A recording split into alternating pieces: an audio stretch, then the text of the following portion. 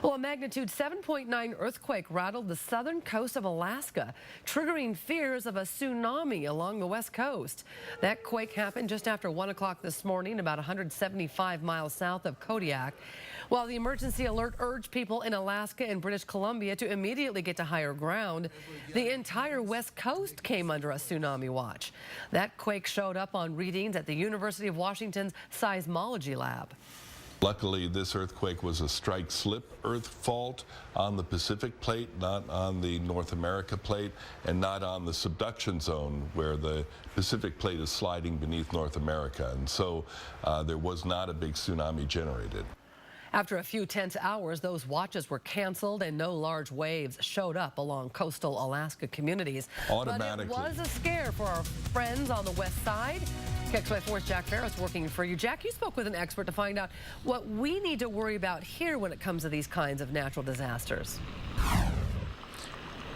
That's right, Nadine. Most of our viewers are about a 4-hour drive from Seattle, and we're even further from the coast. So obviously, we're not in any immediate tsunami threat. And you don't have to be Chris Crocker to know that no hurricanes are headed our way anytime soon. But there are forces of nature that we do need to prepare for.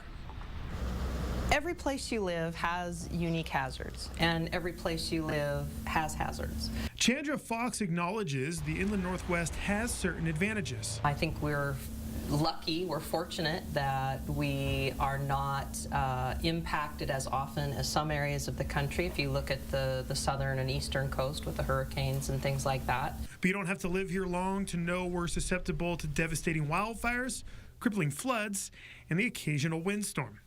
All these events might seem drastically different. From a planning perspective, they're essentially the same. The bottom line is it doesn't really matter what caused the situation.